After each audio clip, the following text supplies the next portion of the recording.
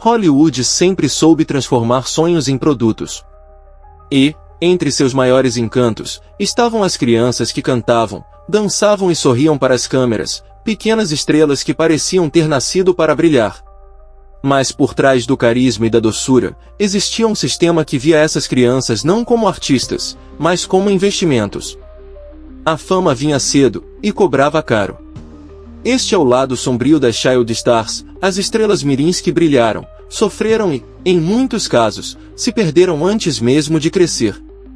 Nos anos 1920 e 1930, quando o cinema sonoro se tornava o grande espetáculo americano, os estúdios perceberam que o público amava ver crianças em cena. Elas representavam inocência, alegria e esperança, perfeitas para tempos difíceis como a Grande Depressão.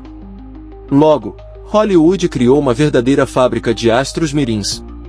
As crianças trabalhavam longas horas, passavam por treinamentos rígidos e tinham suas vidas completamente controladas. Eram moldadas como bonecos, aparência, comportamento, até as amizades eram decididas por empresários e produtores.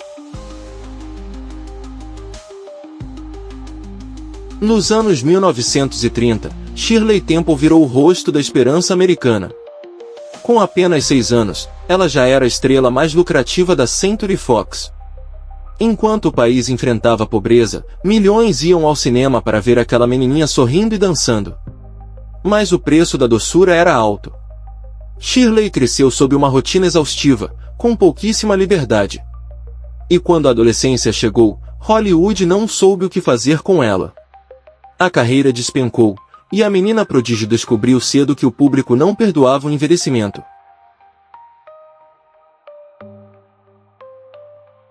Antes de Shirley, um dos primeiros grandes astros mirins foi Jack Coogan, o garotinho que encantou o mundo em O Garoto, 1921, ao lado de Charlie Chaplin.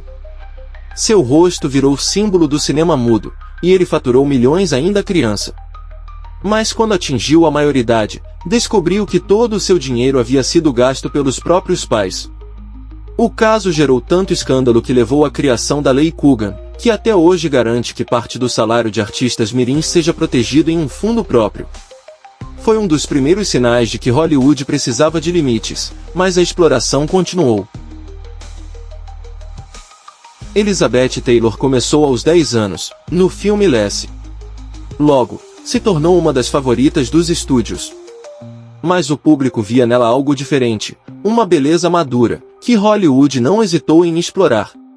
Aos 12, a mocidade é assim, e aos 15, já era tratada como símbolo sexual em campanhas publicitárias. A transição entre infância e vida adulta foi forçada, e Liz enfrentou problemas emocionais e físicos durante toda a carreira. Mesmo sendo uma das maiores estrelas de todos os tempos, sua juventude foi marcada por uma indústria que a via apenas como uma imagem a ser vendida.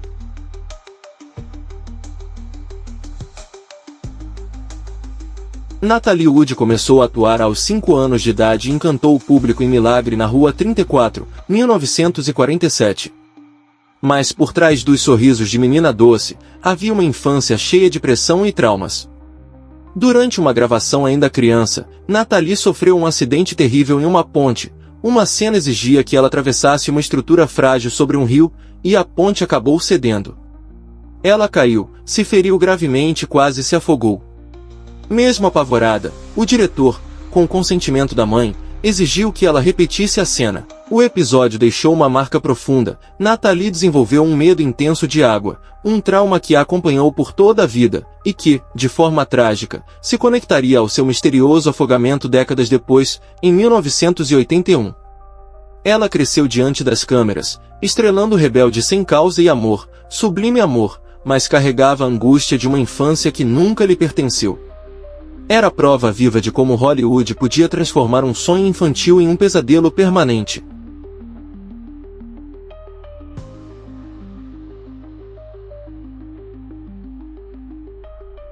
Falando em tragédias, não há como ignorar Judy Garland, talvez o exemplo mais conhecido do quanto o sistema destruía quem começava cedo. Aos 13 anos, já era controlada pela MGM, obrigada a tomar remédios para dormir e estimulantes para trabalhar. Sua imagem era moldada até o limite. Mas sobre Judy, nós já temos um vídeo completo aqui no canal. contando em detalhes sua história, os abusos da MGM e as consequências que marcaram sua vida. Vale assistir depois deste vídeo para entender o impacto total dessa crueldade disfarçada de glamour. Outras estrelas mirins também enfrentaram dramas profundos. Mickey Rooney, que começou ainda adolescente e foi explorado pela MGM, tendo relacionamentos e imagem controlados. Dina Durbin, a cantora adolescente que se tornou um fenômeno nos anos 40, mas abandonou Hollywood aos 27, exausta da pressão. Fred Bartholomew, o pequeno britânico de David Copperfield, 1935, que acabou envolvido em uma batalha judicial entre os próprios pais por seu dinheiro. E Rod McDowall, astro infantil de Como Era Verde o Meu Vale, 1941, que lutou por anos para ser levado a sério como ator adulto. Cada um deles representa um capítulo esquecido da infância sacrificada pela indústria. O ciclo é sempre o mesmo. A criança encanta, o público se apaixona, e os estúdios exploram até o último centavo. Quando a adolescência chega e a magia some, sobra apenas a solidão. Muitos enfrentaram o desprezo do público, o abandono e os vícios. A fama precoce cria um vazio, a criança nunca sabe quem é fora das câmeras. E quando o holofote apaga, o que resta é uma identidade quebrada. Hoje, há leis e estruturas para proteger artistas mirins, mas o desafio continua, especialmente com a ascensão das redes sociais e da exposição digital. O que antes era pressão dos estúdios, agora vem da internet e da própria audiência. A história da Child Star serve de alerta. A fama pode trazer glória, mas nada substitui o direito de viver a infância plenamente.